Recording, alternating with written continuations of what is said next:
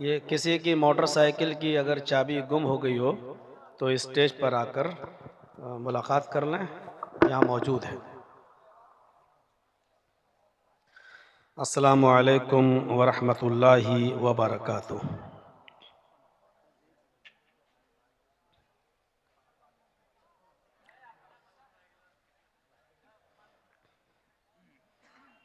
अल्हम्दुलिल्लाह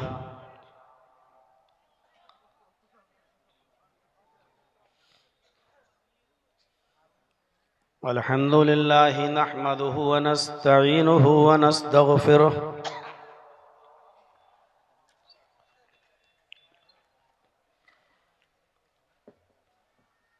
व नऊज़ु बिल्लाहि मिन शुरूरि अनफुसिना व मिन सय्यिआति अअमालिना।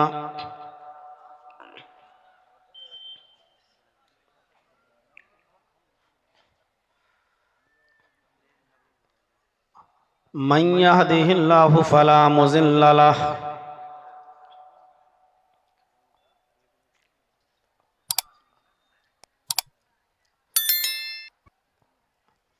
व मन युज़लिलहु फला हादिय लहु।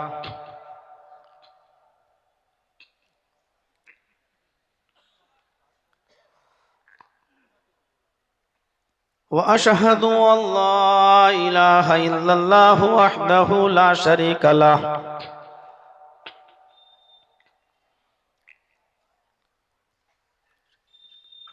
व अशहदु अन्ना मुहम्मदन अब्दुहु व रसूलुहु।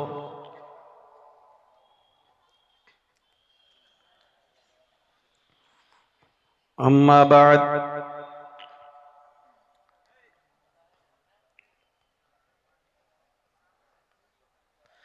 फ़इन्न खैरल हदीस किताबुल्लाह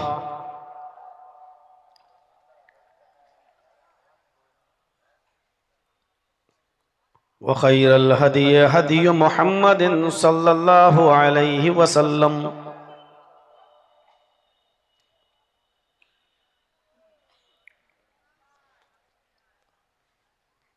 व शर्रिल उमूरि मुहदसातुहा व कुल्लु मुहदसतिन बिदअह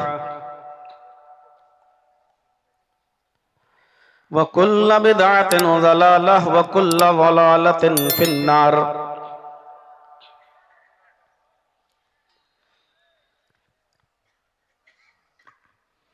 अऊज़ु बिल्लाहि मिनश शैतानिर रजीम। बिस्मिल्लाहिर रहमानिर रहीम।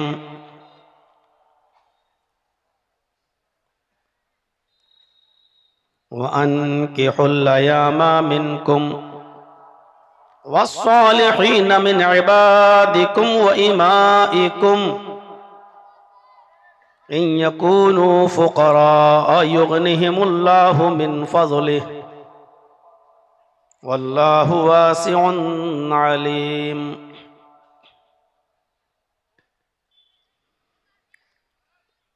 रब्बि इश्रह ली सदरी वयस्सिर ली अमरी वहलुल उक़दतम मिन लिसानी यफ़क़हू क़ौली।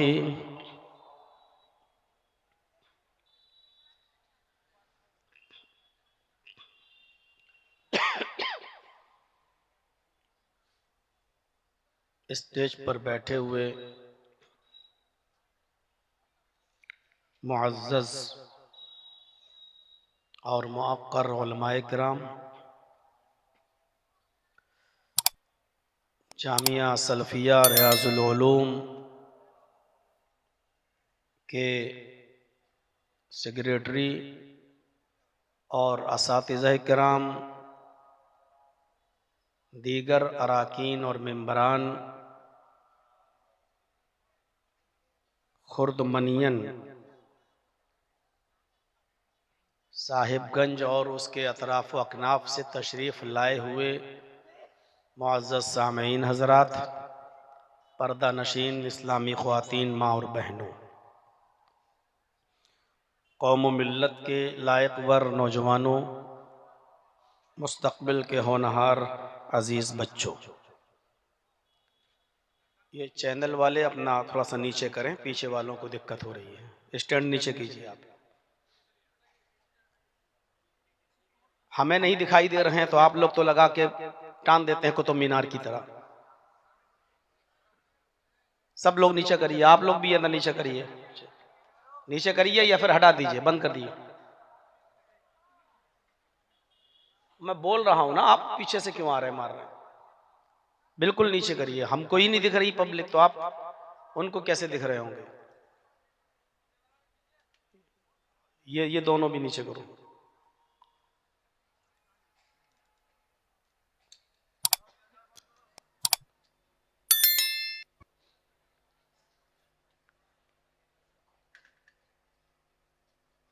ये वाला थोड़ा सा और नीचे करिए तो ये ठीक करिए।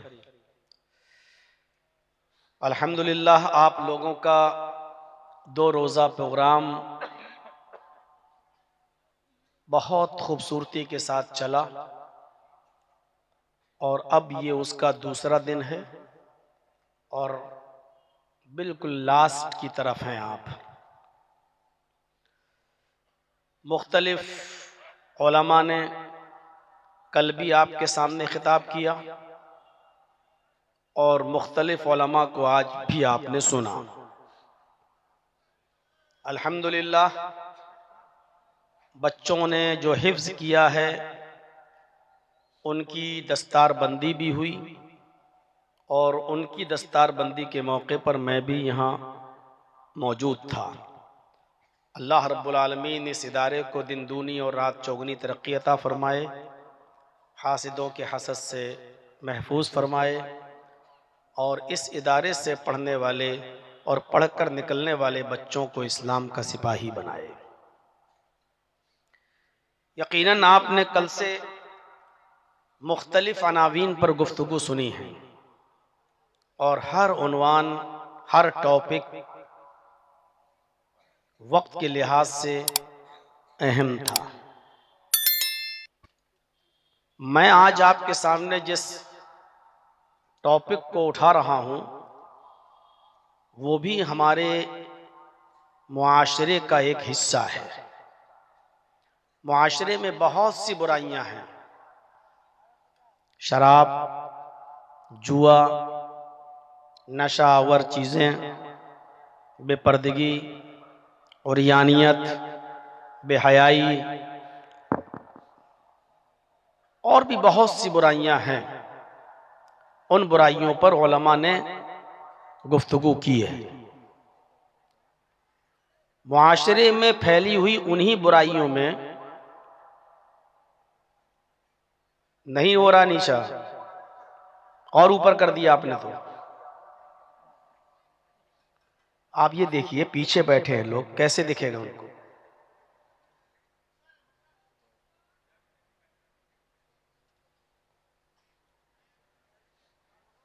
एक घंटा इसी में लगाते हैं जब तक तकरीर खत्म हो जाती। उन्हीं मुआशरे में फैली हुई बुराइयों में एक बुराई है हमारे समाज के अंदर शादियों और निकाहों में फजूल खर्ची और गैर शरई शादी। हम निकाह तो करते हैं लेकिन निकाह में शरीयत की तालीम को हम भूल जाते हैं। इसमें कोई शक नहीं कि मुआशरे में सफाई, पाकी, तहारत और तज़किया नफ्स के लिए निकाह से बेहतर कोई चीज नहीं है।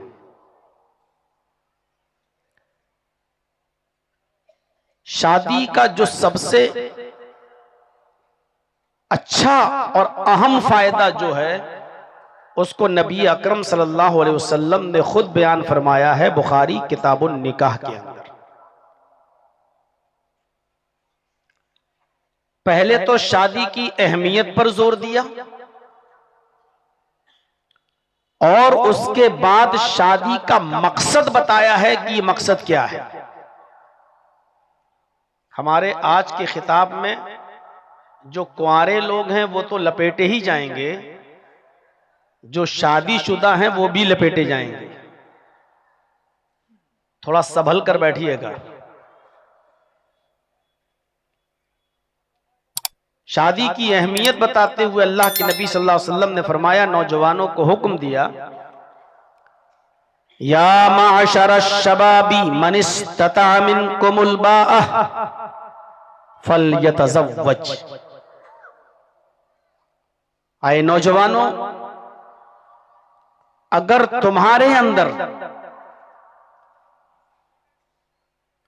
बीवी को खिलाने की, पिलाने की, वो बीमार हो जाए तो उसका इलाज कराने की, नान नफके की, और जो औरत का पर्सनल हक है, सब समझते हैं, उसकी वजाहत की जरूरत नहीं, जो उसका पर्सनल हक है उसको अदा करने की ताकत है, ये सारी चीजें अलबाअत के अंदर शामिल हैं। अगर ये ताकत है फलयतज़व्वज, तो तुम निकाह कर लो। ये नहीं कहा कि 2 मंजिला मकान जब तक ना हो जाए तब तक निकाह ना करो। ये नहीं कहा कि जब तक अपने पैरों पर खड़े ना हो जाओ तब तक निकाह ना करो। ये भी नहीं कहा कि पहले 2, 4, 5 साल सऊदी अरब में रह लो, कमा लो, जब कुछ हो जाए तब लेकर आओ, तब निकाह करो। ये कुछ नहीं कहा। सिर्फ इतनी सी बात कही कि आए नौजवानों, अगर तुम्हारे अंदर बीवी को दोनों तीनों टाइम खिलाने की, उसका इलाज कराने की, उसका पर्सनल हक अदा करने की अगर ताकत है तो निकाह कर लो। ये शादी की अहमियत पर जोर दिया, इतना जरूरी है ये निकाह।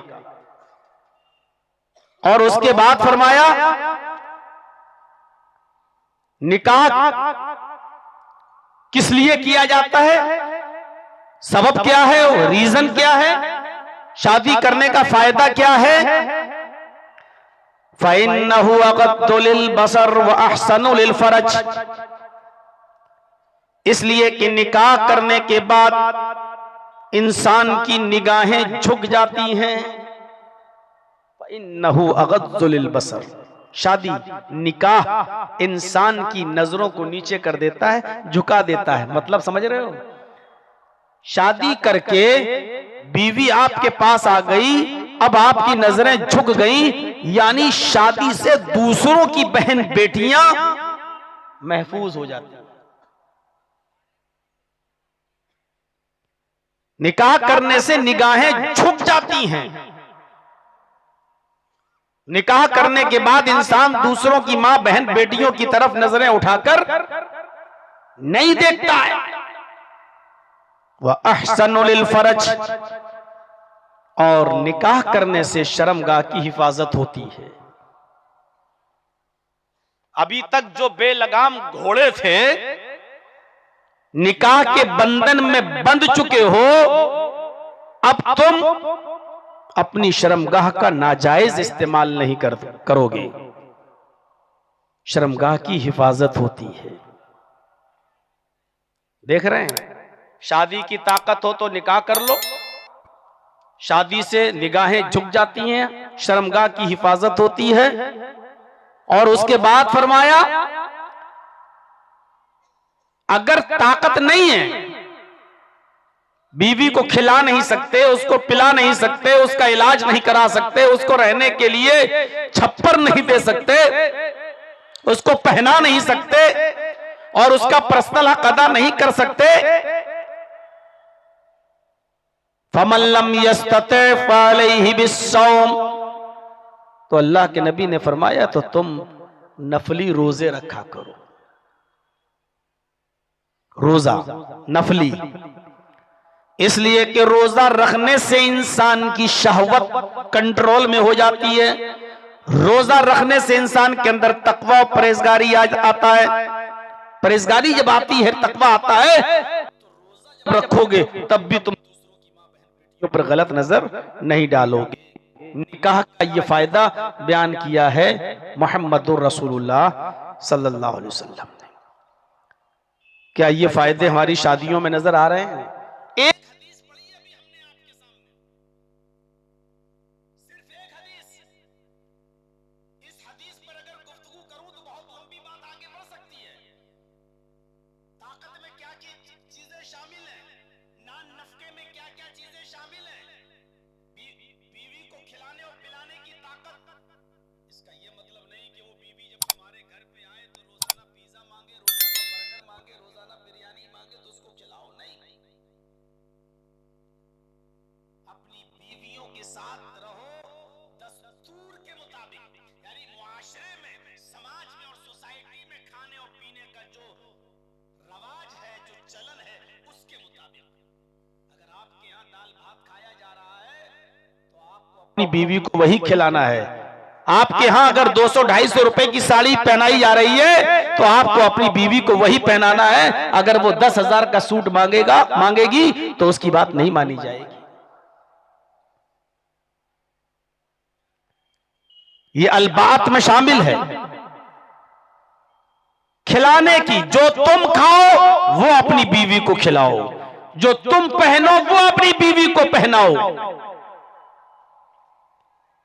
खबरदार अपनी बीवी के गाल पर कभी थप्पड़ मत मारो,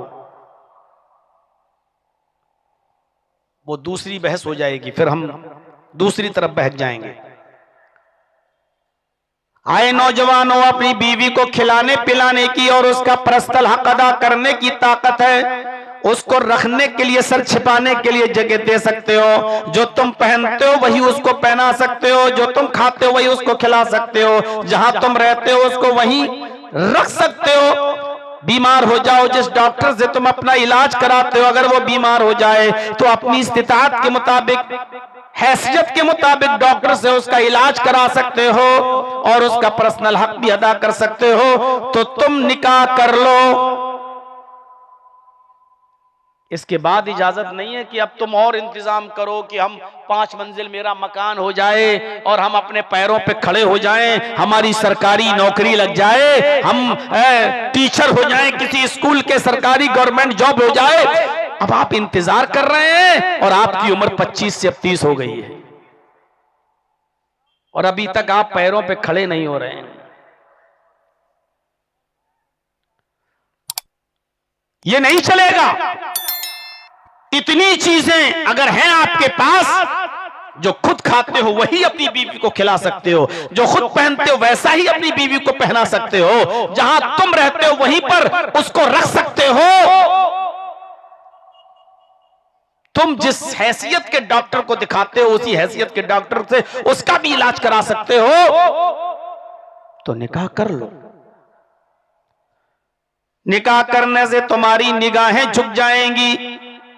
ये चैलेंजेस का दौर है, ये जमाना चैलेंज का जमाना है। एक नौजवान जब किसी ऑफिस में जाता है तो उसको कितने मराहिल से गुजरना पड़ता है।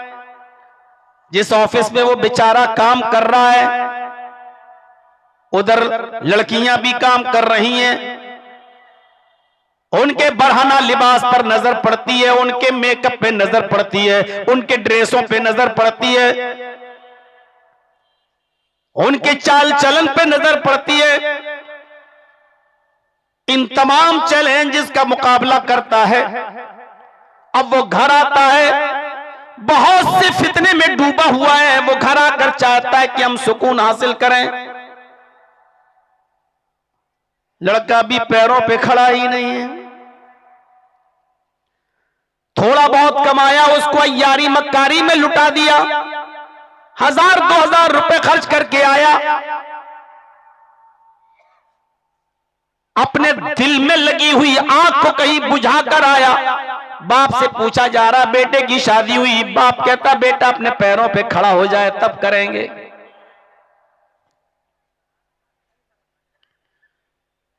शादी का सबसे पहला फायदा यह बताया कि निकाह करने से इंसान की निगाहें झुक जाती हैं और उसकी शर्मगाह की हिफाजत होती है। तो आए नौजवानों, असगर साहब कह रहे थे ना, दुनिया बुरा माने मानती रहे, नाराज होती है होती रहे, हमें बारात नहीं लेके जाना है तो नहीं लेके जाना है, नाजायज है तो नाजायज है। आपको एक तरफा फैसला करना पड़ेगा। समाज को राजी करो तो अपने रब को नाराज कर लो, और रब को राजी करना चाहो तो समाज को भी नाराज करना होगा। आप चाहो तो रब भी राजी रहे और समाज भी खुश रहे, तो ऐसा हो नहीं सकता। अल्लाह को राजी करना चाहते हो तो समाज को नाराज करना होगा, और समाज को अगर राजी रखना है तो अल्लाह को नाराज करना होगा। आप सोच लो, इन दोनों में से, समाज और अल्लाह की नाराजगी में से किसकी नाराजगी बड़ी है? हर आदमी अपना फायदा देखता है, आप भी अपना फायदा देखिए। समाज को नाराज करने में फायदा है या अल्लाह को नाराज करने में फायदा है? बिजनेस का दौर है, आप भी बिजनेस कीजिए। तिजारत का दौर है, आप भी तिजारत कीजिए। अल्लाह की नाराजगी मोल ले सकते हो? और अल्लाह अगर आपसे, हमसे नाराज हो जाए तो क्या हमें और आपको जिंदगी में सुकून मिल सकता है? पहली चीज ये बताई कि निकाह कर लो, उसका फायदा भी बता दिया। अब दूसरी चीज एक और बताई जा रही है, गौर से सुनिएगा। निकाह करो तो किससे करो? जब निकाह करने जाओ तो इंतिखाब किस लड़की का हो?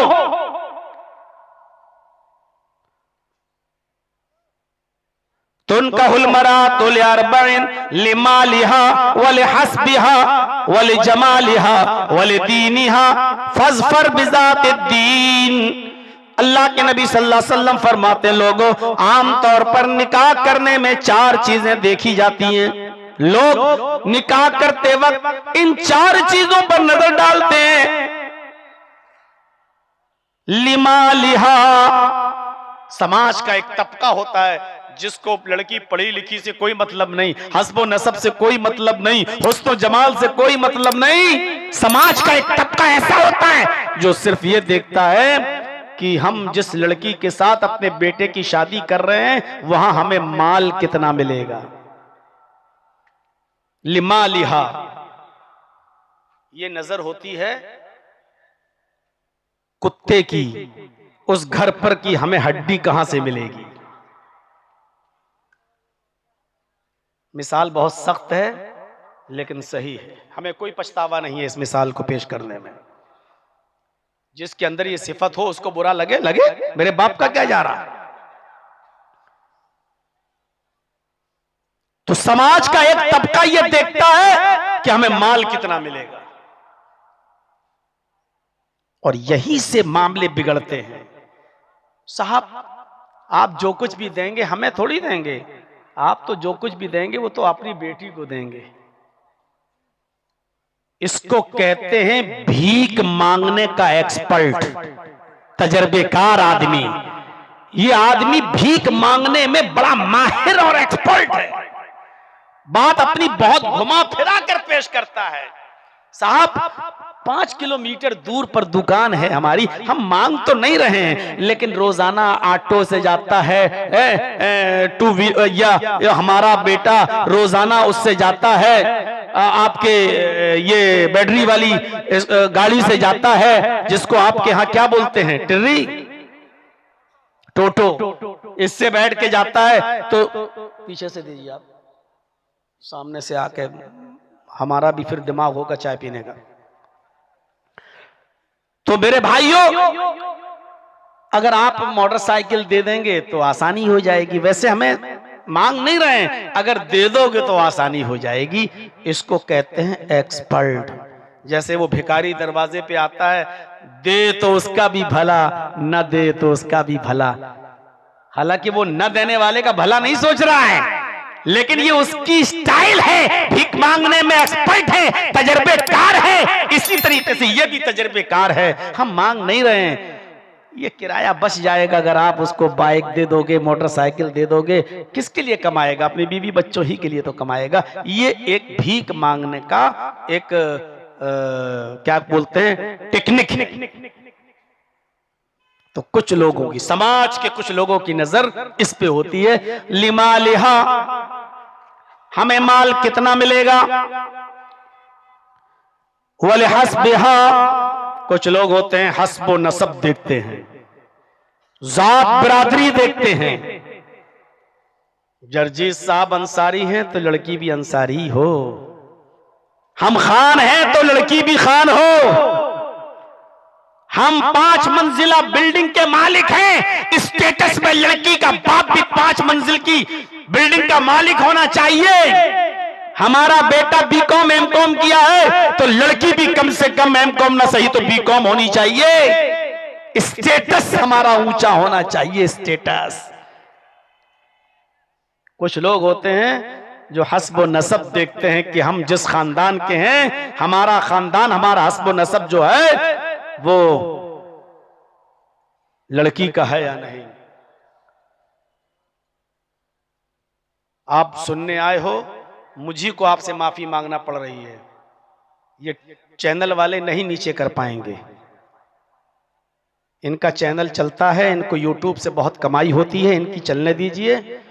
ये लोग उतना ही ऊंचा है जितना हमने कहा था, अभी कुछ नीचे नहीं हुआ है। लेकिन ये नहीं मानेंगे अपनी हरकत से।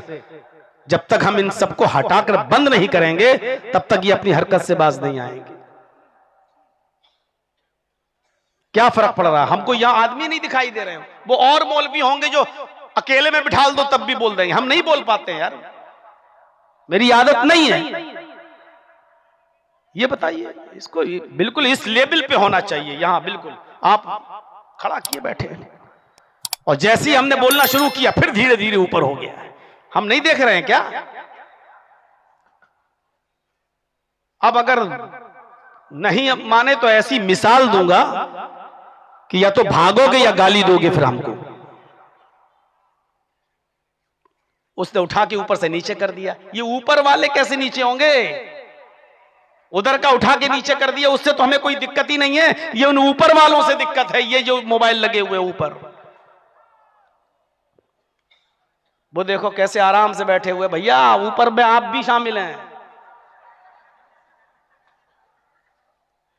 हद कर दी यार।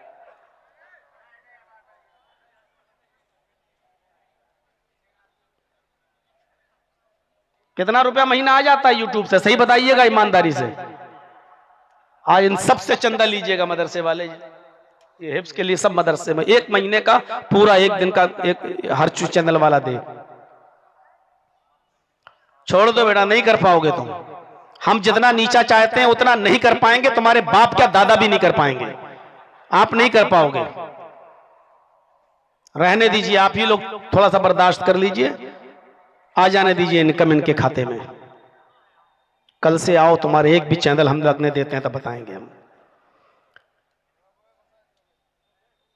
तो मेरे भाइयों, हस्बो नसब की दूसरी चीज बताई गई, हस्बो नसब। हम इतने ऊंचे खानदान के हैं तो लड़की भी ऊंचे खानदान की होनी चाहिए। और तीसरी चीज क्या देखी जाती है? वली जमालिहा, खूबसूरती देखकर शादी की जाती है। खुद चाहे जैसा रहे, लेकिन जिससे शादी करना है वो हूर होना चाहिए। खुद चाहे शादी के बाद दोनों को खड़ा कर दिया जाए तो देखने वाला कहे पहलुए हूर में लंगूर, खुदा की कुदरत। खुद लंगूर सा दिखे लेकिन बीवी हूर सी होनी चाहिए।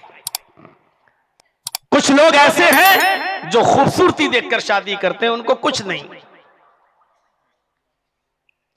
वो नेपालन की तरह चपटी हो, टिपटी हो, पिचकी हो, कुछ गोरी हो, खूबसूरत होनी चाहिए।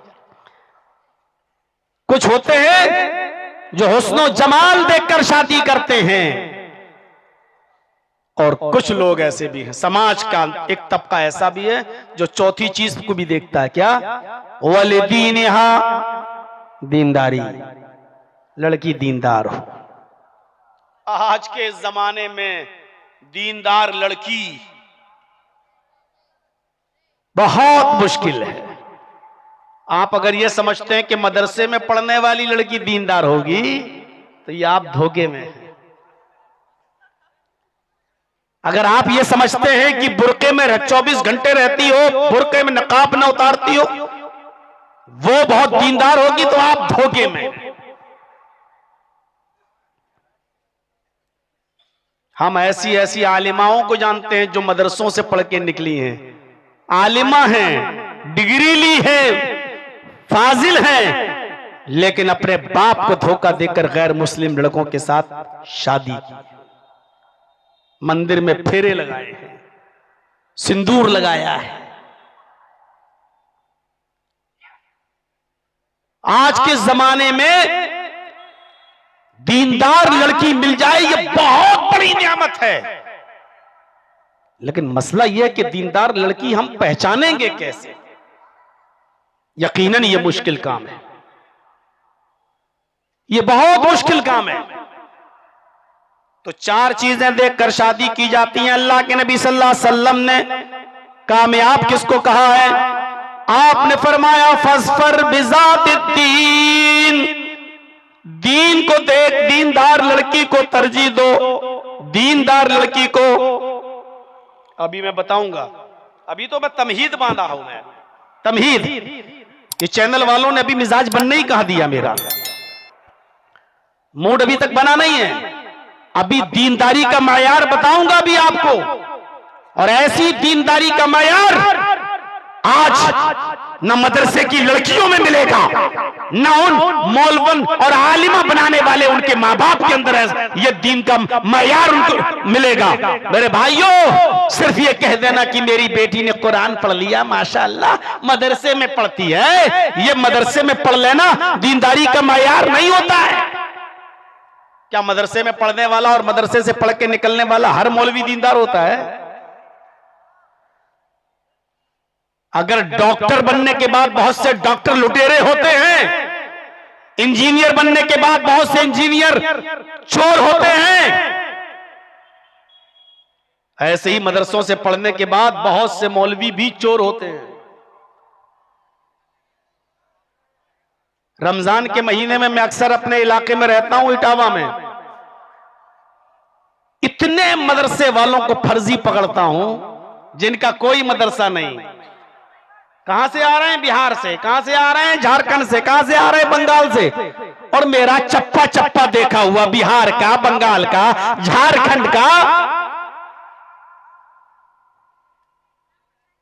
अक्सर मैं बगैर टोपी के मस्जिद में जाता हूं ताकि कोई मुझे पहचाने नहीं, और जब वो ऐलान करता मैं फला जगह से आया हूं, मैं मदरसे में इतने पहुंच जाता हूं, दिखाइए तो जरा, फोन लगा देता हूं, उसी इलाके में पकड़ा जाता है। कोई एक लतीफा है, सुने ना आप? थोड़ा सा रात ज्यादा हो गई है, जाग जाइए, एक लतीफा सुनाता हूं। दुनिया में सबसे ज्यादा ताकतवर चीज क्या है? लोहा। कितना ताकतवर होता है? लेकिन लोहे से भी ज्यादा ताकतवर चीज क्या है? आग, जो लोहे को भी पिघला देती है। और आग से भी ज्यादा ताकतवर चीज क्या है? पानी, जो आग को भी बुझा देता है। और पानी से भी ज्यादा ताकतवर चीज क्या है? इंसान, जो पानी को भी पी जाता है। और इंसान से भी ज्यादा ताकतवर चीज क्या है? मौत, जो इंसान को निगल लेती है। और मौत से भी ज्यादा ताकतवर चीज क्या है? सदका, जो मौत को भी टाल देती है। और सदके से भी ज्यादा ताकतवर चीज क्या है? मौलवी, जो सदका भी खा जाता है। तो बताइए सबसे ज्यादा ताकतवर कौन हुआ?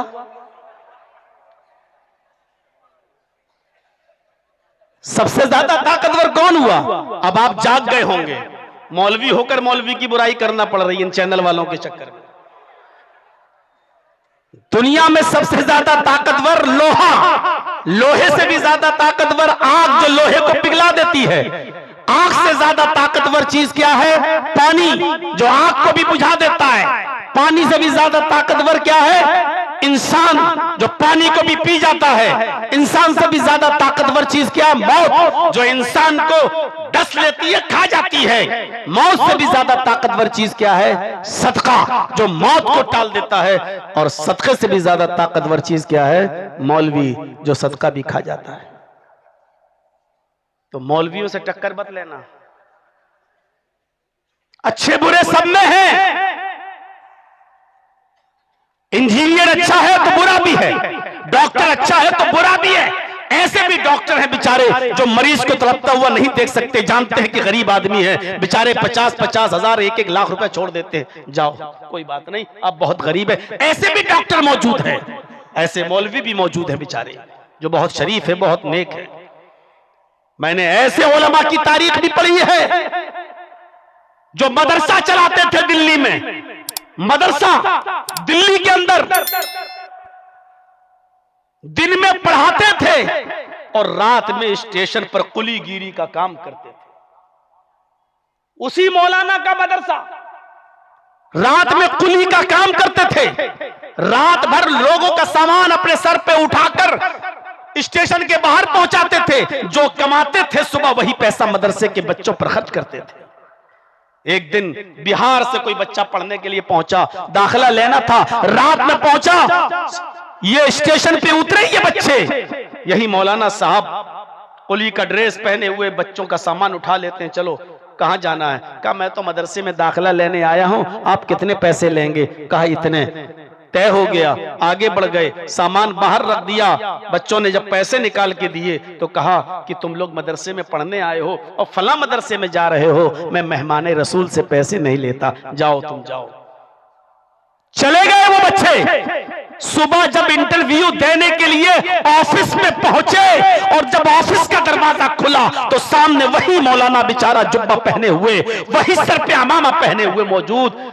शक्ल पे नजर पड़ी, बच्चे दंग रह गए, मैं क्या देख रहा हूं? ये वही शक्ल जो रात में हमारा सामान उठा रहा था कुली बनकर और आज मदरसे में पहुंचा है इंटरव्यू लेने के लिए। मौलाना ने जल्दी से दरवाजा बंद किया, कहा बच्चों मेरे रात के बारे में किसी को मत बताना, मेरा रात वाला मामला कोई नहीं जानता सिवाय अल्लाह के। तुमने देख लिया है, मेरी ये बात किसी को मत बताना। और तुम इतनी दूर से पढ़ने आए हो, तुम्हारा कोई इंटरव्यू नहीं, जाओ तुम्हारा दाखिला हो गया है, तुम एडमिशन ले चुके हो, मैंने तुम्हारा नाम रजिस्टर में लिख लिया है, लेकिन मेरा रात वाला मंजर किसी को मत बताना। मैं ये काम सिर्फ अल्लाह की रजामंदी के लिए करता हूं। उलमा का एक चेहरा ये भी होता है। 4 चीजें देखकर शादी की जाती है। फरमाया फस्फर बिज़ात दीन, जिसने दीन को तरजीह दिया, दीनदार लड़की से निकाह किया, उसकी दीनदारी देखकर निकाह किया, वो कामयाब हो गया। फिर आपने फरमाया तरिबत यदाक, आए लड़की के हुस्न जमाल देखने वाले, आए लड़की का माल देखने वाले, आए लड़की का हस्ब व नसब देखने वाले, तेरे दोनों हाथ मिट्टी में मिल जाएं, तू बर्बाद हो जा। तरिबत यदाक, तेरे दोनों हाथ खाक आलूद हो। निकाह करना जरूरी, पहली चीज। दूसरी हदीस ने बताया निकाह किस लड़की से किया जाए? जो दीनदार हो। अच्छा, सिर्फ लड़की दीनदार हो? लड़की वालों से भी कहा जा रहा है, लड़कियों वालों, आए बेटियों वालों, तुम भी अपनी बेटी के लिए जब रिश्ता देखो तो दीनदार लड़के का इंतखाब करो, दीनदार लड़का देखो। जैसे लड़की दीनदार देखना मुश्किल, उसी तरीके से दीनदार लड़का का मिलना और उसका की तलाश ये भी मुश्किल। इज़ा खतब इलैकुम मन तरज़ौना दीनहु व खुलुकहु फज़व्विजूहु इल्ला तफ़अलूहु तकुन फितनतुन फिल अर्ज़ व फ़सादुन नारीज़। लड़कियों के माँ बाप से कहा जा रहा है, आए लड़कियों के वालिदैन, आए लड़कियों वालों, इज़ा खतबा इलैकुम मन तरज़ौना दीनहु व खुलुक़हु, जब तुम्हारी बेटी के पास, जब तुम्हारी बेटी के साथ किसी दीनदार लड़के का पैगाम निकाह के सिलसिले में आए, जब कोई लड़का तुम्हारी बेटी से निकाह करने का पैगाम तुम्हारे घर पे पहुंचाए, मन तरज़ौना दीनहु व खुलुक़हु, और वो लड़का इतना दीनदार हो कि उसकी दीनदारी के चर्चे होते हो, उसकी दीनदारी से तुम भी खुश हो और उसके अखलाक से भी तुम खुश हो, उसकी दीनदारी और उसका अखलाक तुम्हें पसंद आ जाए, यानी वो लड़का बाखलाक हो और दीनदार हो, फज़व्विजू, तो तुम अपनी बेटी का निकाह उस लड़के के साथ कर दो। उस लड़के का पैगाम तुम्हारे घर से खाली नहीं जाना चाहिए। लड़कियों के माँ बाप से कहा जा रहा है, आए लड़कियों वालों, अगर ऐसे लड़के का जो दीनदार हो, बाखलाक हो, अगर उसका पैगाम तुम्हारे घर में तुम्हारी बेटी से निकाह करने के सिलसिले में आ जाए, तो उस दीनदार लड़के का दिल न तोड़ना, उसका पैगाम रायगा मत करना, उसका पैगाम रिजेक्ट मत करना, उसका पैगाम मत ठुकराना। ये मत कहना कि मेरी बेटी तो मॉडर्न माहौल की है, मेरी बेटी तो मेकअप करने वाली है, तुझे तो 5,000 रुपए महीना मिलता है, इतना तो उसका फेयर एंड लवली में चला जाएगा, उसका तो इतना पाउंड्स में चला जाएगा। अगर वो दीनदार लड़के का पैगाम तुम्हारे घर में तुम्हारी बेटी से रिश्ते के सिलसिले में आया है, तो तुम उस लड़के को रिजेक्ट मत करना, उसके पैगाम को मत ठुकराना, अपनी बेटी का निकाह उसके साथ कर देना।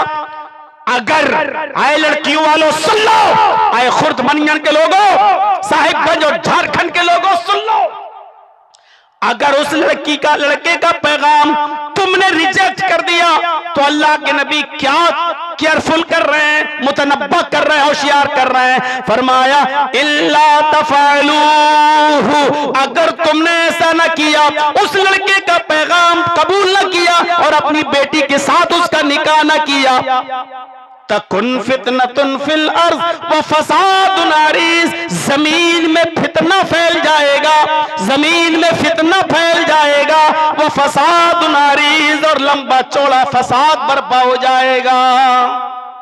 ये लंबा चौड़ा फसाद है।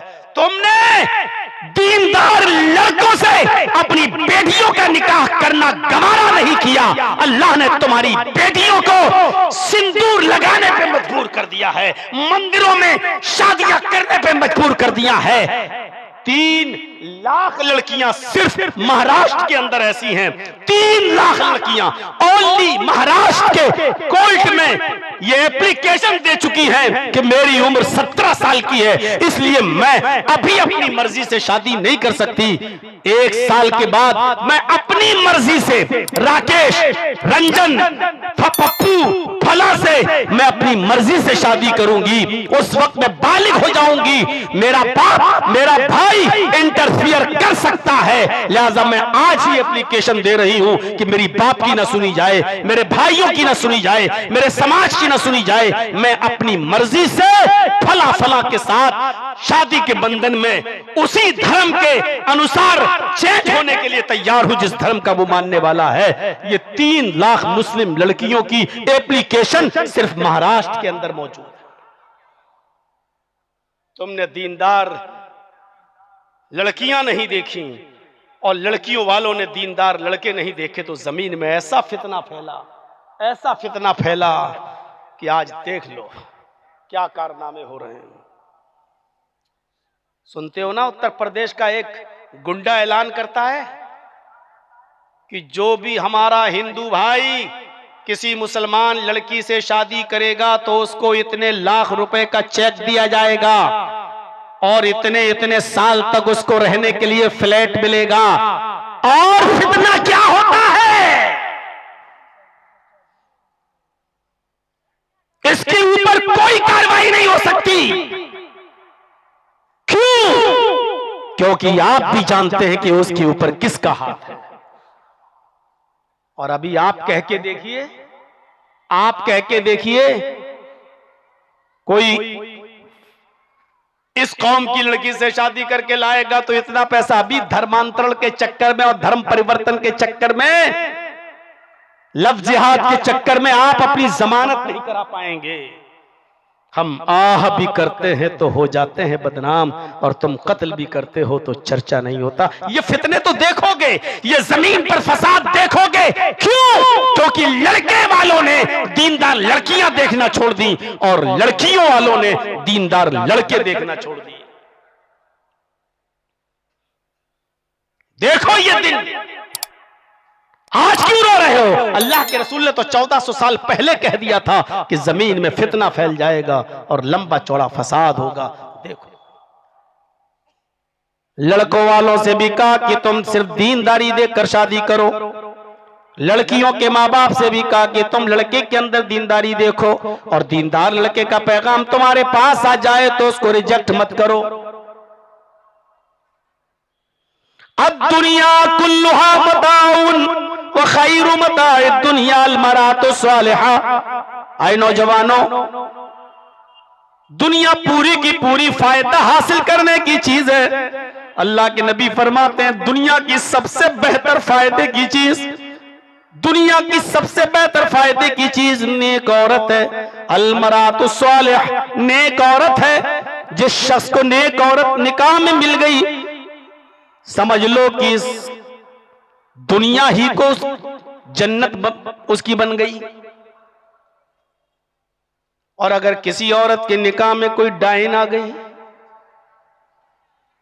कोई चुड़ैल उसके पल्ले पड़ गई, तो समझ लो कि उस दुनिया ही को में उसको जहन्नम नजर आएगी, और वो जहन्नम का नक्शा इसी दुनिया में देख लेता है। अल्लाह, जब जहन्नम का हल्का सा नक्शे का दुनिया में यह हाल है तो जहन्नम का हाल क्या होगा? गौर करो, अल्लाह के नबी ने हजरत आयशा सिद्दीका से क्या कहा था? कुर्बानी का दिन है, गोश्त पककर सामने आया, हड्डी आई, हड्डी उठाई और मुंह तक ले गए, लेकिन हड्डी को वापस कर दिया, फिर मुंह तक ले गए, फिर वापस कर दिया। आप खा नहीं रहे, आपकी आंखों में आंसू हैं। अल्लाह के नबी से उनकी बीवी आयशा ने पूछा, अरे अल्लाह के नबी, आज कुर्बानी का दिन है और आज आपकी आंखों में आंसू हैं, आज आप रो रहे हैं, कुर्बानी का गोश्त में बना कर लाई हूं और आपकी आंखों में आंसू हैं। तो अल्लाह के नबी कहते हैं, आयशा, आज मुझे अपनी पहली बीवी खदीजा की याद आ रही है, आज मुझे अपनी पहली बीवी खदीजा की याद आ रही है। आयशा, आज अगर खदीजा जिंदा होती तो वो भी मेरे साथ बैठकर खाना खाती। खदीजा का इंतकाल 66 साल की उम्र में हुआ। उस वक्त अल्लाह के नबी की उम्र 51 साल थी, 51। नबी छोटे थे, खदीजा बड़ी, 66 ईयर, 66 साल की औरत। हमारे समाज में देख लो कितनी बूढ़ी है, 66 साल की। आप 66 साल की उस बुढ़िया को याद कर रहे हैं। आज खदीजा जिंदा होती तो वो भी मेरे साथ बैठ के खाना खाती। हजरत आयशा कहती हैं, अरे अल्लाह के नबी, उस बुढ़िया को आप इतना याद करते हैं, हम जवान औरतें आपकी खिदमत में मौजूद हैं, लेकिन आप हैं जो बुढ़िया को याद करते रहते हैं, उस बूढ़ी औरत को अपने दिल और दिमाग से नहीं निकाल पाते आप। अल्लाह के नबी ने जब ये सुना, फरमाया, आयशा खामोश, आयशा खामोश। खदीजा के बारे में मैं एक लफ्ज सुनने को तैयार नहीं हूं। आयशा, तुम नहीं जानती हो खदीजा कौन थी। खदीजा खदीजा थी, आयशा आयशा है। खदीजा का अपना मकाम है, आयशा का अपना मकाम है। हजरत आयशा ने कहा, ऐसी क्या खुसूसियत थी खदीजा में? आपने फरमाया, आयशा, तुम नहीं समझोगी, सुनो। जब सारी दुनिया मोहम्मद को झुटला रही थी, सारा अरब मोहम्मद को झुटला रहा था, खदीजा अकेले मोहम्मद की तस्दीक कर रही थी। जब सारा मक्का मोहम्मद को झूठा कह रहा था, खदीजा अकेले मोहम्मद को सच्चा कह रही थी। जब सारा मक्का मोहम्मद को पत्थर से मार मार के सर फोड़ देता था और खून निकालता था, मेरे सर को फोड़कर पूरा मेरे सर पे पत्थर मार के मेरा सर फोड़ देता था, अकेले खदीजा अपने सर की ओढ़नी उतारती थी और अपना दुपट्टा फाड़ देती थी और मेरे सर के खून को साफ करती थी, मुझे तसल्ली देती थी, आयशा जो खदीजा का मकाम है वो तुम्हारा नहीं है, तुम्हारा अपना है, खदीजा का अपना है। खदीजा को मैं अपनी पूरी जिंदगी में कभी नहीं भूल सकता। खदीजा ने मोहम्मद रसूलुल्लाह की जिंदगी, इसी दुनिया को जन्नत बना दिया। जिसको नेक बीवी मिल गई, कोई जरूरत नहीं है जहेज की। आप ऑफिस से घर पे थके हुए आ रहे हैं, दरवाजे पर बैल बजाई, आपके कदमों की आहट आपकी बीवी पहले से सुनती है, दरवाजा खोलती है, आप थके हैं, अपने चेहरे पे मुस्कुराहट लाती है और अपनी मुस्कुराहट से आपको खुश कर देती है। यह है नेक बीवी की पहचान। और बुरी बीवी की पहचान जानते हो? दरवाजे की बैल बजी, भागती हुई दौड़ी, खाली हाथ आ गए हो, क्रीम नहीं लाए, पाउडर नहीं लाए, अरे मेरी फेयर एंड लवली खत्म हो गई, तुम नहीं लाए। कहा साहब अभी तनख्वाह नहीं मिली, कल मिलेगी। ठीक है तो कल ही आना मेरे पास, चलो हटो। यह है बुरी बीवी की पहचान। मेरे भाइयों, जिसको दुनिया में नेक औरत मिल गई उसका घर जन्नत बन गया, और जिसको दुनिया में बुरी बीवी मिल गई वो बेचारा न रात में चैन से सो पाता है, न सुबह बेचारा, न उसकी सुबह अच्छी न रात अच्छी। अल्लाह के नबी फरमाते हैं पूरी दुनिया फायदा हासिल करने की चीज है, सबसे बेहतर फायदा हासिल करने की चीज नेक औरत है। जहां अल्लाह के नबी ने यह फरमाया, वही दूसरी जगह अल्लाह के रसूल ने औरत को नुकसानदेह भी बता दिया। फरमाया अद्दुनिया हुल्वतुन खज़िरतुन व अन्नल्लाह मुस्तखलिफुकुम फीहा, ये दुनिया बहुत मीठी है, सरसब्ज़ व शादाब है, दूर से देखने में बहुत अच्छी नजर आती है, और अल्लाह रब्बुल आलमीन तुम्हें इस दुनिया का जानशीन बनाएगा। आए दुनिया में रहने वाले लोगों, दुनिया की खूबसूरती को देखकर दुनिया के बहलावे में मत आ जाना। फत्तकुद दुनिया वत्तकुन निसा, दुनिया से बचे रहना और औरतों से बचे रहना। गौर करिए, एक तरफ अल्लाह के नबी कहते हैं दुनिया में सबसे बेहतरीन फायदा हासिल करने की चीज नेक औरत है, और दूसरी तरफ अल्लाह के नबी क्या कह रहे हैं, दुनिया से बचना और औरतों से बचना। फ़इन्न अव्वल फितनत बनी इसराइल कानत फिन निसा, बनी इसराइल में सबसे पहले जो फितना बरपा हुआ था वो इसी औरत के सिलसिले में हुआ था। एक औरत ने पूरी कौम बनी इसराइल को फितने में मुब्तला कर दिया था, और कौम बनी इसराइल औरत के सिलसिले में हलाक व बर्बाद हो गई। आज भी जो झगड़े होते हैं या तो पैसे की वजह से या औरत की वजह से, और जितनी भी लड़ाइयां हुई हैं, दंगे, ये जितने भी राजा महाराजाओं की लड़ाइयां हुई हैं देख लीजिए, औरतों ही के सिलसिले में, औरतों के सिलसिले में। इसलिए फरमाया अन्निसाउ हिबालतुश शयातीन, औरतें शैतान का जाल हैं। ये हदीस नहीं सुनती औरतें ना, ये मौलवी को क्या हो गया, बड़ा भड़ुआ मौलवी आ गया, औरतें शैतान का जाल हैं, बगैर औरत के रह भी नहीं पाते और औरत को शैतान का जाल भी बताते। अल्लाह के रसूल ने औरत को दुनिया की सबसे ज्यादा फायदा उठाने की चीज बताया है, बेहतर चीज बताया है, लेकिन औरत को सबसे बड़ा फितना और शैतान का जाल भी बताया है। क्योंकि शैतान अगर किसी के ईमान को, किसी की इबादत को और किसी की रियाजत को, किसी के तकवे को, किसी की इंसानियत को जब बर्बाद करना चाहता है तो इसी औरत का जाल फेंक कर इस्तेमाल करता है। आबिद बरसीसा को किसने बर्बाद किया? औरत ने। चाचा बैठ जाओ। अब इतने कहाँ जाएंगे बेचारे इस वक्त। पूछो पेशाब पेशाब तो नहीं लग रहा है, नहीं तो फिर हमने तो कह दिया बैठ जाओ, कहीं ऐसा ना हो इस उम्र में रुकता नहीं है पेशाब।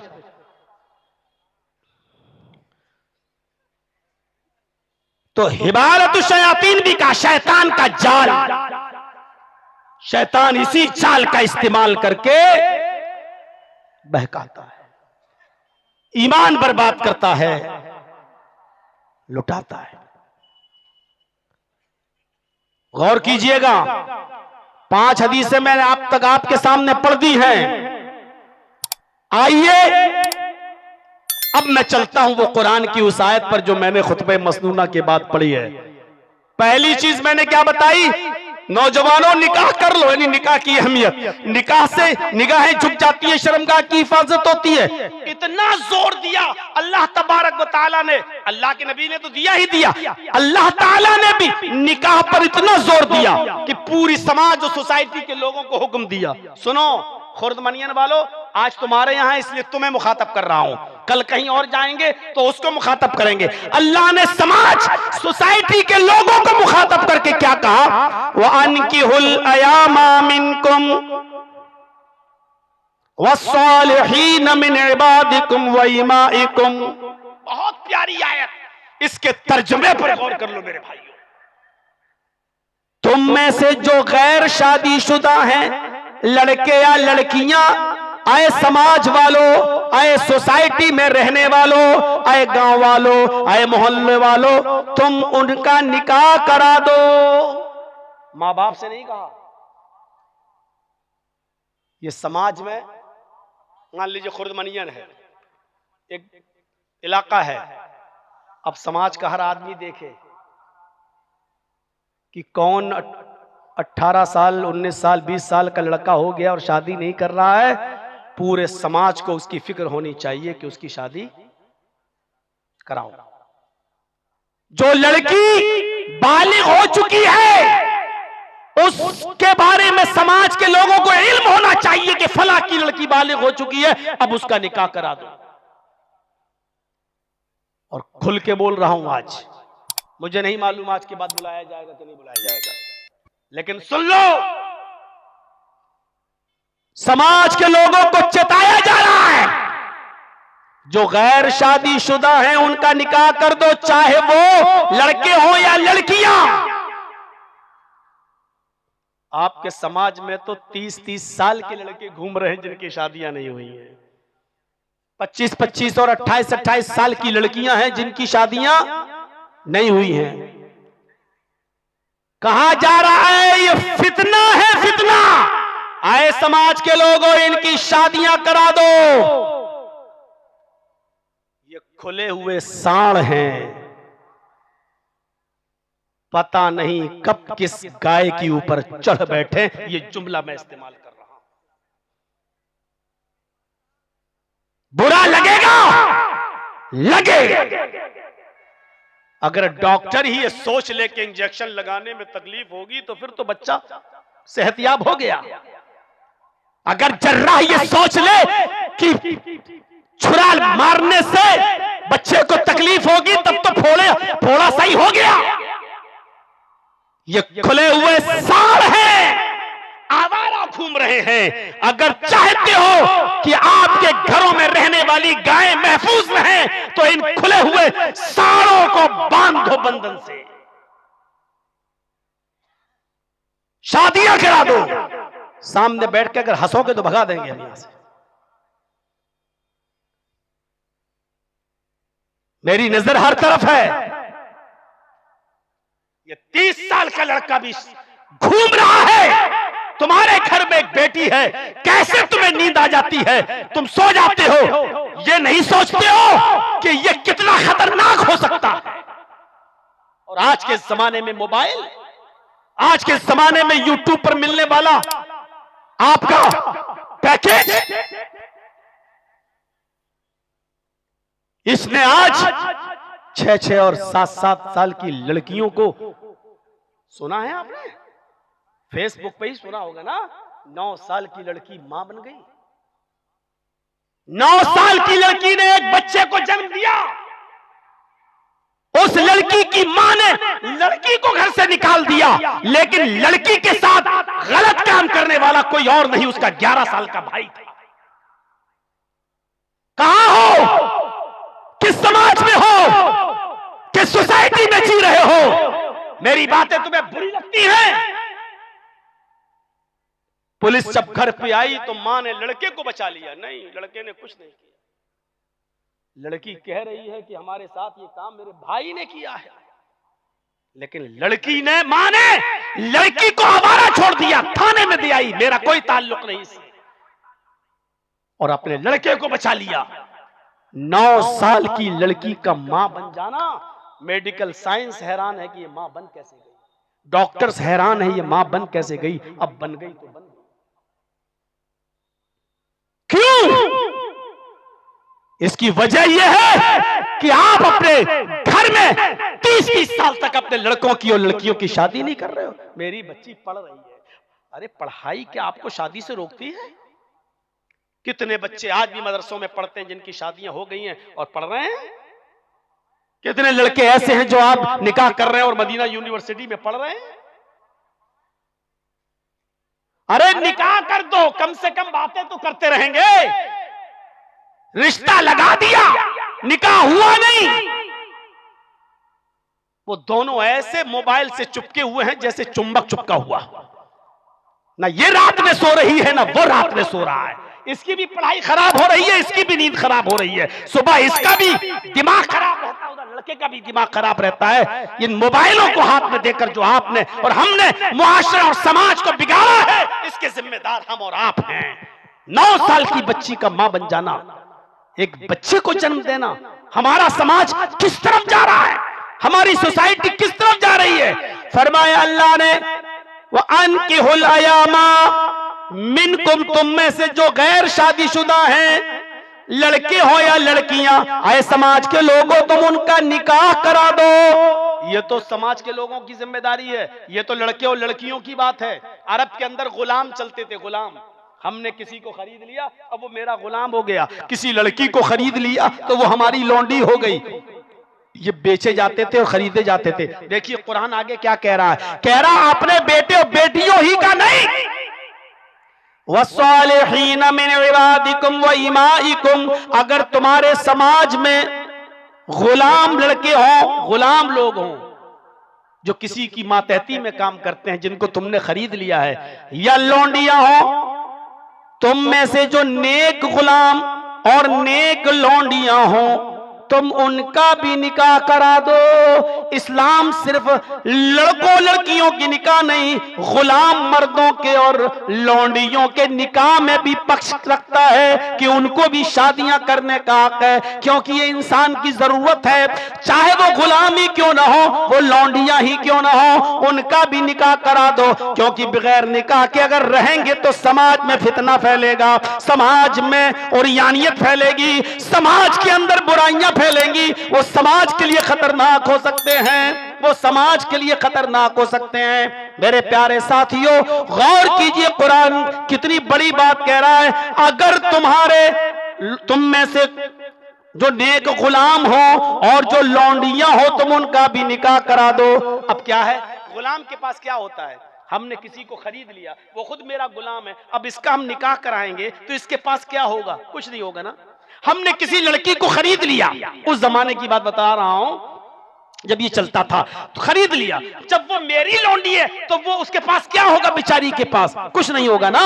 अल्लाह के नबी क्या, कुरान क्या कहता है, उनके पास कुछ हो या ना हो, वो फकीर ही सही गरीब ही सही, इन यकूनू फुकरा युगनिहिमुल्लाहु मिन फज़ली, अगर वो गरीब भी होंगे, अगर वो फकीर भी होंगे तो अल्लाह उनको अपने फजल से गनी कर देगा, अल्लाह उनको अपने फजल से अमीर कर देगा। अरे शादियां करने से गरीबी मिटती है, गरीबी खत्म होती है, गरीबी आती नहीं है। ये आपकी सोच है। साहब शादी कर लेंगे तो बीवी को क्या खिलाएंगे, शादी करने से तो गरीबी मिटती है। यकुनू फुकरा, अगर वो फकीर होंगे, युगनिहिमुल्लाहु मिन फज़ली, तो अल्लाह उनको अपने फजल से अमीर कर देगा। अल्लाह अपने फजल से उनको अमीर बना देगा। तो शादियों से अमीर होते। अल्लाह के रसूल के पास एक आदमी, एक शख्स आया, गरीब था। कहा अल्लाह के रसूल कुछ काम बताइए, घर में कुछ खाने पीने को है नहीं, कि कुछ काम मैं करना चाहता हूँ, मेहनत करना चाहता हूँ, क्या काम करूं? अल्लाह के नबी ने कहा अच्छा ये बताओ तुम्हारा निकाह हो गया, शादी हो गई? कहा नहीं। कहा इसीलिए तो गरीबी है तेरे घर में, जा निकाह कर ले। कहा निकाह करने से गरीबी दूर हो जाएगी? आपने कहा निकाह करने से घर में खैर बरकत होगी, जाओ निकाह कर लो। शादी कर लिया तो अब तो और बुरी हालत हो गई। पहले तो थोड़ा बहुत कुछ खा लेता था, अब तो वो भी नहीं खाता, वो बीवी को मिल जाता। अब घर पे कुछ दिन के बाद अल्लाह के नबी के पास आया, अरे अल्लाह के रसूल आपने तो मेरी शादी करा दी, अब तो हालत और बुरी हो गई। कहा क्या हुआ? कहा क्या क्या हुआ? अब थोड़ा बहुत मुझे भी मिल जाता था, अब तो वो खा लेती है, मुझे तो कुछ नहीं मिलता। कहा घर में बरकत नहीं हुई? कहा कुछ नहीं हुआ। अल्लाह के रसूल अब तो शादीशुदा हो चुका हूं, अब कुछ काम बताइए, नहीं तो भाई बीवी हमको घर में नहीं घुसने देगी। आपने कहा अच्छा ठीक है। मैं कुछ सोचा और सोचने के बाद कहा नौजवान एक काम करो। कहा क्या? कहा तुम एक शादी और कर लो। आंखें फाड़ के कहता क्या? एक शादी कर दी, आपके कहने से कर ली, तब तो ये हालत हो गई, दो के बाद मेरा क्या होगा? आपने कहा कुछ नहीं होगा, जाओ बरकत होगी इंशाल्लाह। कहने लगा देखिए आप कह रहे हैं तो मैं कर लेता हूं, लेकिन आपने कहा जाओ जाओ इंशाल्लाह बरकत होगी, शादी से बरकत होती है। वो गया और दूसरी शादी भी कर ली। दूसरी शादी के बाद और परेशान, झगड़े। घर जाता बीवी कहती कमा के लाए? कहा नहीं, ताकत नहीं थी तो दो दो काहे कर ली। ताने और ताना बेचारा मर्द सुनता तो कितना परेशान होता। अब 5 दिन के बाद ये अल्लाह के रसूल के पास फिर चला आया, सर नीचे झुकाए बैठा। आपने कहा क्या हुआ? शादियां करा के हाल पूछते हो क्या हुआ? आपने कहा क्यों? 2 शादी हो गई, बरकत नहीं हुई। कहता बरकत? यहां दिल की हरकत बंद होने वाली है, आप बरकत की बात कर रहे हो? अल्लाह के नबी मैं तो घर से जाऊंगा ही नहीं, बीवियां घुसने नहीं दे रही हैं, अब आप कुछ काम बताइए। आपने कहा अच्छा रुको मैं कुछ काम देखता हूं तुम्हारे लिए। थोड़ी देर के बाद फिर आया। अल्लाह के नबी ने उससे कहा, इमाम अहमद ने अपनी मुस्तद में, इमाम दारमी ने अपनी सुनन में, इमाम मालिक ने अपनी मुअत्ता में नकल किया है मेरे भाइयों। अल्लाह के नबी ने थोड़ी देर के बाद उससे कहा नौजवान मेरे जहन में काम आया है। कहा क्या? कहा तुम एक शादी और कर लो। कहता अल्लाह के नबी बेहोश हो जाऊंगा मैं, हार्ट फेल हो जाएगा, अटैक हो जाएगा, मर जाऊंगा। अब नहीं, 2 शादियां करके हाल देख चुका हूं। आपने कहा मैं चौथी के लिए नहीं कहूंगा, तीसरी और कर लो जाऊंगा। कहता ठीक है, मर तो वैसे ही रहा हूं, एक और कर लेता हूं, जब मरना ही है तो पूरी तरह मर जाता हूं, लेकिन खैरो बरकत नहीं हुई तो मैं जाऊंगा नहीं आपके घर से। आपने कहा ठीक है जाओ। वो गया और तीसरी शादी भी कर लिया। अब 1 महीने के बाद आया। आपने कहा नौजवान 1 महीने के बाद आए हो, चेहरे पे कुछ खुशी नजर आती है। कहा अल्लाह के रसूल बहुत बरकत हो रही है घर में। आपने कहा क्या हुआ अचानक बरकत? कहा अल्लाह के नबी तीसरी जिस औरत से मैंने शादी की है वो खजूर के जो पत्ते होते हैं, खजूर के उन पत्तों से चटाई बुनना जानती है, एक चटाई बना लेती है। वो रोजाना एक चटाई बना लेती है, 1 दिरहम की आमदनी हो जाती है, 1 दिरहम में पूरा घर खाता है, पूरे घर का गुजर बसर चलता है। उसने यही काम मेरी पहली और दूसरी बीवी को भी सिखला दिया। 3 चटाइयां बनती हैं, 3 दिरहम की आमदनी होती है, 1 खर्च होता, 2 बचाता हूं। आपने कहा माशाअल्लाह। अच्छा तुम क्या करते हो? मैं तो बैठा रहता हूं, मैं तो बीवी की कमाई खा रहा हूं, अब मुझे क्या काम है? अल्लाह के नबी ने फरमाया तुम भी ये काम सीख लो जो तुम्हारी बीवी जानती है। अगर कभी कोई बीवी छोड़ के चली गई या तलाक ले ली या मर गई तो कम से कम तुम अपना गुजर बसर तो चला सकते हो। तो कहा कि काम तो मैं पहले ही पूछने आया था, काम आप शादियां कराने के बाद बता रहे कि सीख लो। आपने कहा कि मैं जानता हूं शादी से खैर बरकत होती है, तो तीसरी शादी के बाद उसके खैर बरकत। मैं आपसे नहीं कह रहा हूं कि आप शादी करिए 3-3, 2-2, एक शादी के बाद बरकत ना हो रही। बरकत तो आज हमारी जहेज की वजह से चली गई। तुम 4-4, 5-5 लाख रुपए की डिमांड करते हो, 4 व्हीलर मांग रहे हो, गाड़ी मांग रहे हो। लड़की जब आती है बरकतों के दरवाजे लेकर, तुम्हारे जहेज की डिमांड उस बरकत में रुकावट बन जाती है। अब चलाओ ये मोटरसाइकिल, कब तक चलाओगे? बैठो अपने ससुर की भीख में दी हुई गाड़ी पर। ससुर ने इंटरनेशनल भिखारी समझ के दे दिया, ले बैठ अब इस गाड़ी के ऊपर। और इंटरनेशनल भिखारी उस गाड़ी पे बैठता जैसे अपने बाप का माल है। घर फ्री में मिली है ना, तो उसको अपने बाप का माल समझ के चलाता है, हर हर चलाता है। फिसला पैर, टूटी कमर। ला ला। मौलाना साहब देखने गए, क्या हुआ हॉस्पिटल में? मौलाना साहब गाड़ी तेज स्पीड में चलाई, रीढ़ की हड्डी टूट गई। ठीक, अल्लाह तुम्हें शिफा दे। उठा, पकड़ लिया हाथ। मौलाना मस्जिद में दुआ करा देना, अल्लाह मुझे शिफा अता फरमाए। अब शिफा, भिख मंगनी गाड़ी पे बैठा, अब शिफा, अब अल्लाह तुझे शिफा देगा। मेरे भाइयों, बरकतें लेके आती है लड़की। निकाह के बाद तुम्हारी जहेज की डिमांड उस बरकत को चाट लेती है, उसको खत्म कर देती है। यकूनु फुकरा युगनिहिमुल्लाहु मिन फज़लिही, अगर वो फकीर होंगे, गरीब होंगे, तंगदस्त होंगे, तो अल्लाह उनको अपने फजल से गनी कर देगा, बेनियाज कर देगा। गौर कीजिए, जंगे बद्र हो रही है, और सुनिए दीनदार, माहौल बनाइए। जंगे बद्र हो रही है, उस जंगे बद्र में एक सहाबी भी है जो लड़ रहे हैं। उस सहाबी का नाम है हजरत खुनैस इब्ने हुज़ाफा अस्सहमी। जंगे बद्र में जो सहाबा है, उन सहाबा में 313 सहाबियों में एक सहाबी है जिसका नाम है खुनैस इब्ने हुज़ाफा अस्सहमी। लड़ते लड़ते जख्मी हो जाते हैं, जख्मी हो जाते हैं। इनको जख्मी हालत में उठा लिया गया, लड़ने की ताकत नहीं रख पाए, घर पहुंचा दिया गया। जंगे बद्र खत्म हो गई। 10, 12, 15 दिन के बाद हजरत खुनैस इब्ने हुज़ाफा सहमी भी इंतकाल कर जाते हैं। जख्मों की ताब न ला सके और इंतकाल कर गए। ये हजरत खुनैस कौन थे? सुनिए, हजरत खुनैस कौन थे?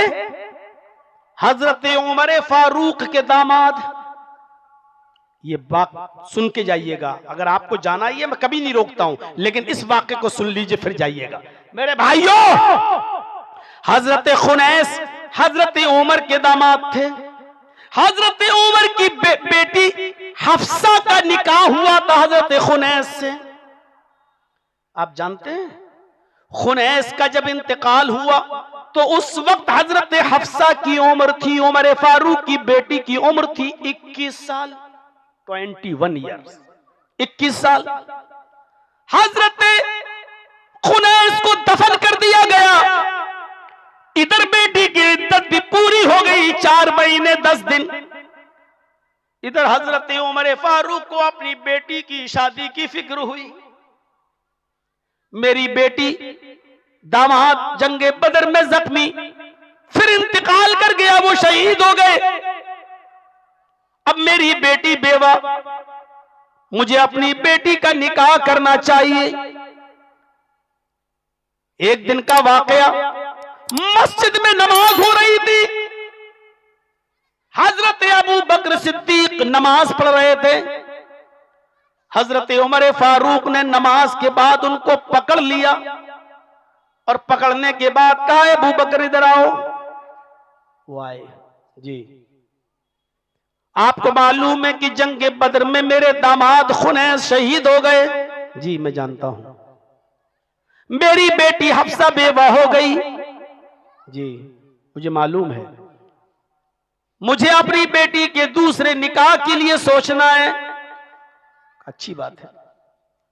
और मैंने उसके लिए एक लड़का, एक मर्द तलाश किया है। अबू बकर सिद्दीक ने कहा बेहतर है, जल्दी शादी कर दीजिए। कहा अबू बकर वो कोई और नहीं, मेरी नजर में वो आप हैं। मैं अपनी बेटी का निकाह आपके साथ करना चाहता हूं। जानते हो 21 साल की बेटी, कोई बच्चा नहीं अभी, और हजरत उमर अपनी बेटी के लिए रिश्ते की बात किससे कर रहे हैं? हजरत अबू बकर से, जो उम्र में हजरत उमर से भी बड़े हैं। दीनदारी का मायार अभी तलाशोगे ना, ये बड़ी बड़ी मौलवनों के और आलिमा फाजिला जो पढ़ रही है ना, दीनदारी का भी ऐसा जब तलाश करोगे तो ऐसा तूफान फटेगा। यही तो मैंने कहा, दीनदारी तलाश करना बड़ा मुश्किल है। कैसे दीनदारी का पता लगाओगे? हजरत उमर चाहते तो लड़कों की लाइन लग जाती, लेकिन हजरत उमर ने लड़के से शादी नहीं करना चाहिए, दीनदारी को मायार बना रहे हैं। अय अबू बकर, मैं जानता हूं कि तुम शादीशुदा हो, लेकिन फिर भी मैं अपनी बेटी का निकाह तुम्हारे साथ करना चाहता हूं। हजरत अबू बकर ने कहा, मैं बताऊंगा, थोड़ा रुको। कोई जवाब नहीं दिया इसके आगे और चले गए। कुछ दिनों तक हजरत उमर ने इंतजार किया। जब अबू बकर ने कोई जवाब नहीं दिया तो सोचा कि बहुत तकलीफ हुई। अबू बकर कुछ तो बोलते, हाँ या ना, करना होती तो हाँ और नहीं करना होता तो कह देते कि नहीं, लेकिन ना हाँ कहा ना कहा मैं बताऊंगा। मुझे पेंडिंग में डाल दिया, मुझे लटका दिया। बहुत तकलीफ हुई हजरत अबू बकर से मुझे, हजरत उमर कहते हैं बहुत तकलीफ हुई। लेकिन कुछ दिनों के बाद हजरत उस्मान मिले तो हजरत उस्मान से फरमाया, उस्मान क्या मेरी बेटी से निकाह करोगे हफ्सा से? जंगे बदर में मेरा दामाद जख्मी हो गया और फिर वो इंतकाल कर गए, शहीद हो गए। मेरी बेटी बेवा हो गई, इद्दत पूरी हो चुकी है। मुझे अपनी बेटी की फिक्र है और मैं अपनी बेटी का निकाह तुम्हारे साथ करना चाहता हूं। हजरत उस्मान ने कहा, ठीक है, मुझे सोचने के लिए कुछ वक्त दीजिए। 5-6 दिन के बाद, 10 दिन के बाद हजरत उमर ने कहा, आए उस्मान, आपने वक्त मांगा था, हफ्ता 10 दिन गुजर गया है, शायद आपको सोचने का वक्त मिल गया होगा।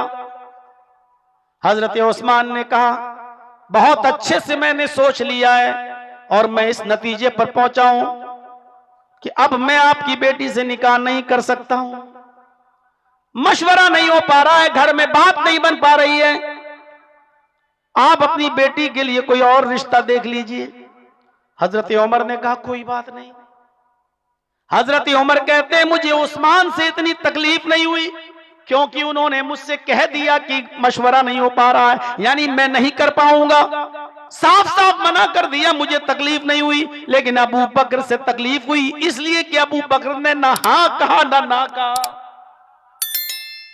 मैं कुछ दिन बैठा रहा, 1-1.5-2 महीने के बाद अल्लाह के नबी जनाब मोहम्मद रसूलुल्लाह सल्लल्लाहु अलैहि वसल्लम मेरे पास आए और कहने लगे, उमर, आपकी बेटी हफ्सा बेवा हो गई है, उनका शौहर मैदान बद्र में शहीद कर दिया गया है, आपके ऊपर क्या गुजर रही है वो मैं जानता हूं, इसलिए मैं खुद आया हूं और आपकी बेटी का हाथ मांगता हूं, यानी मैं आपकी बेटी हफ्सा से निकाह करना चाहता हूं।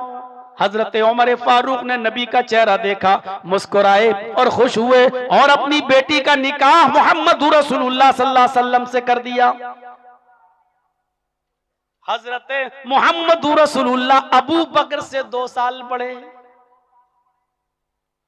देखा जाए तो बेटी की उम्र 21 साल, खुद हजरत उमर की बेटी, और उमर से बड़े अबू बकर और अबू बकर से भी बड़े मोहम्मद रसूलुल्लाह।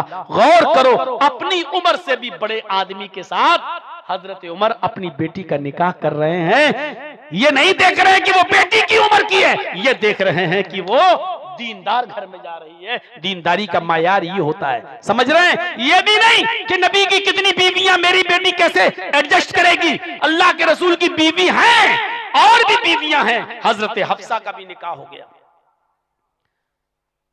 निकाह के बाद हजरत उमर अबू बकर से मिले। निकाह के बाद अबू बकर सिद्दीक हजरत उमर से मिले। अबू बकर सिद्दीक ने सलाम किया, उमर ने जवाब दिया, मुसाफा किया। हजरत अबू बकर ने कहा, उमर तुम मुझसे नाराज हो? कहा जी। क्यों? कहा इसलिए कि तुमने मुझे हाँ और ना का जवाब नहीं दिया, तुमने मुझे पेंडिंग में रखा। उस्मान से मैं इतना नाराज नहीं हूं जितना आपसे हूं, आपसे मुझे तकलीफ पहुंची। फरमाया तुम्हारी तकलीफ बिल्कुल बजा है, सही है, लेकिन ये सुनो कि मैं हाँ और ना क्यों नहीं कर पाया, मेरी भी अपनी एक मजबूरी थी। कहा क्या? कहा सुनोगे? कि हाँ आओ। अलग ले गए। हजरत अबू बकर ने कहा आए उमर, जिस दिन आपने मुझसे ये कहा कि मैं अपनी बेटी का निकाह आपसे करना चाहता हूं, मुझे कोई एतराज नहीं था, लेकिन मैंने इसलिए जवाब नहीं दिया था क्योंकि आपके कहने से 5 दिन पहले मोहम्मदुर रसूलुल्लाह इरादा कर चुके थे और आप मुझे बता चुके थे कि मैं उमर की बेटी हफ्सा से निकाह करना चाहता हूं। वो बेवा हो गई है, हजरत उमर की मुश्किलें आसान करना चाहता हूं, मैं हफ्सा को अपने निकाह में लेना चाहता हूं। नबी अकरम का ये राज मैं बताना नहीं चाहता था, ये राज था जो आपने सिर्फ मुझसे शेयर किया था, और नबी का ये राज मैं फाश नहीं करना चाहता था, इसलिए मैं ना हाँ कह सका ना। अगर नबी अकरम मना कर देते तो फिर मैं हाँ कह देता, और हाँ इसलिए नहीं कहा क्योंकि अल्लाह के रसूल इरादा कर चुके थे, और बताया इसलिए नहीं कि नबी का राज मैं फाश नहीं करना चाहता था। मेरे भाइयों, पूरे वाक़े को सामने रखिए और नतीजा निकालिए, पूरे वाक़े को सामने रखिए और देखिए क्या है। इधर खुनैस का इंतकाल हो रहा है, इधर 21 साल की हफ्सा है।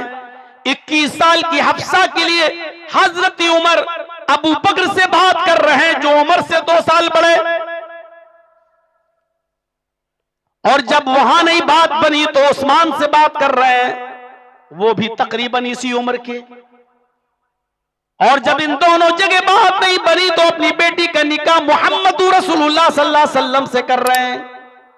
इसका मतलब यह है कि लड़की वाला भी अपनी बेटी के लिए लड़का तलाश कर सकता है और बसाते खुद लड़के से कह सकता है। कोई लड़की का बाप बसाते खुद किसी लड़के से कह सकता है मैं अपनी बेटी का निकाह तुम्हारे साथ करना चाहता हूं, क्या तुम तैयार हो?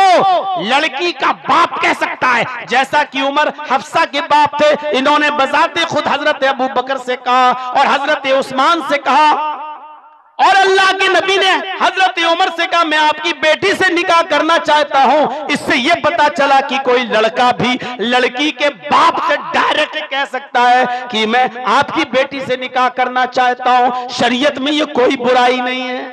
समाज में बुराई होगी, अबे बेशरम है कितना, डायरेक्ट आ गया है।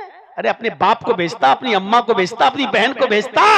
ये हमारे यहाँ शर्म की ये बात है। यानी लड़का अगर डायरेक्ट लड़की के बाप से कह दे, डायरेक्ट लड़की के बाप से कहते कि मैं आपकी बेटी से शादी करना चाहता हूं, तो कहते बेशरम है, बेहया है ये लड़का, है डायरेक्ट बात कर रहा है। और बेगैरतो, बेहयाओ, तुम्हारी बेटी रात रात भर मोबाइल पे बात करे, तुम्हारा बेटा रात रात भर मोबाइल पे बात करे, तो बड़ी शर्म हया वाली बात है, ये बड़ी शर्म हया है। और लड़का अगर डायरेक्ट लड़की के बाप से कहते कि मैं आपकी बेटी से शादी करना चाहता हूं, तो आप कहते हो ये बड़ा बेशरम है, डायरेक्ट बात कर रहा है। छोड़िए, लड़की भी लड़के से कह सकती है कि मैं आपसे शादी करना चाहती हूं। अल्लाह के नबी के पास एक औरत आई, कहने लगी कि अल्लाह के नबी मैं आपसे निकाह करना चाहती हूं, आप खामोश रहे। एक साहबी बैठे थे, कहा आप नहीं करना चाहते तो मेरे साथ कर दीजिए। डायरेक्ट बात हो रही है, डायरेक्ट। अल्लाह के रसूल के पास एक औरत आके कहती कि मैं आपसे निकाह करना चाहती हूं। इससे पता चला कि लड़की भी डायरेक्ट कह सकती है किसी लड़के से मैं आपसे शादी करना चाहती हूं, और लड़का भी किसी लड़की से डायरेक्ट कह सकता है। जैसा कि हजरत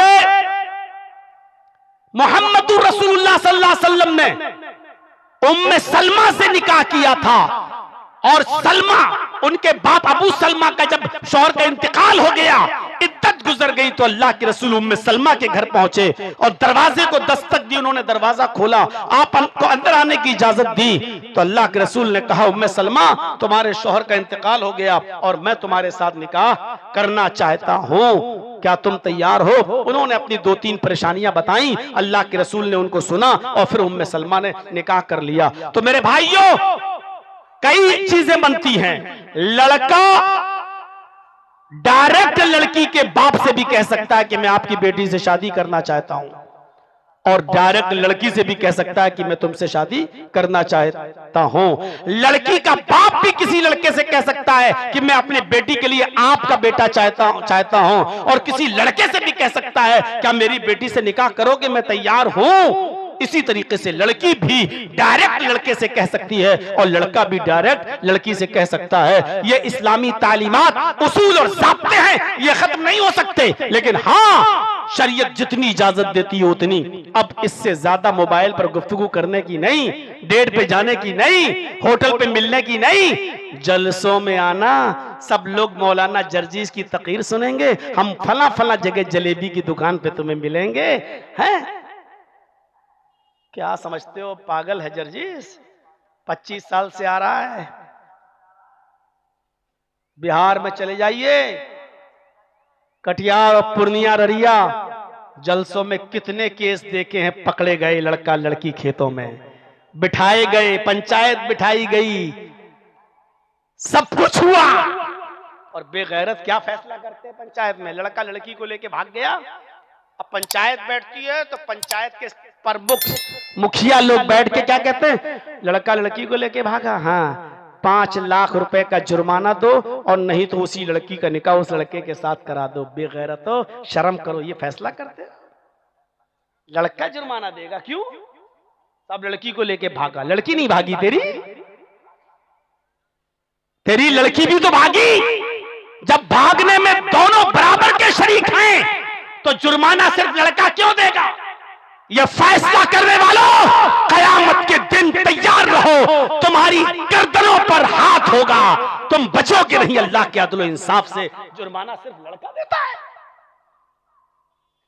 लड़की को दे दो, साहब शादी कर ले। भागने में तो वो भी शरीक थी, सोना लेके तो वही भागी, और जब तक लड़की भागने में पहल न करे लड़का भगा नहीं सकता, हो ही नहीं सकता। ये कुरान कहता है चोरी करने में तो लड़का आगे हो सकता है, लेकिन जिनाकारी में लड़का कभी आगे नहीं होगा, लड़की आगे होगी।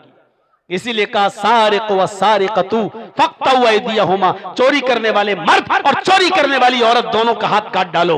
लेकिन जिना के मामले में कहा अज़्ज़ानियतु वज़्ज़ानी फ़ज्लिदू कुल्ला वाहिद मिनहुमा मियत जल्दा। जिना करने वाली औरत और जिना करने वाला मर्द दोनों को 100 कोड़े मारो कुंवारे हैं तो, क्योंकि जिनाकारी की शुरुआत पहले लड़की की तरफ से होती है। अगर लड़की की परमिशन ना हो तो कोई लड़का किसी लड़की को भगा कर दिखा दे, अब करें क्या? हमारे हिंदुस्तान का कानून यही है कि लड़का भागे या लड़की, 376 लड़के ही पर लगता है, लड़की के लिए आज तक कोई दफा बनी ही नहीं। चलिए मेरे भाइयों, 1.5 घंटे की इस स्पीच के बाद अब आपसे थोड़ा सा इस मदरसे का ताउन, आपसे इस मदरसे की कुछ खैरात जो जर्जीस दामन फैलाकर आपसे मांगता है। बहुत दिन छोड़ के भी आप हमें देख लिए, फिर बुलाने पर ही मजबूर हुए। हमें भी मोहब्बत है, इस्लाम में जात बरादरी की कोई हैसियत नहीं, लेकिन हमारा आपसे एक रिश्ता, ईमानी रिश्ता भी है, दूसरा बिरादरी का भी रिश्ता।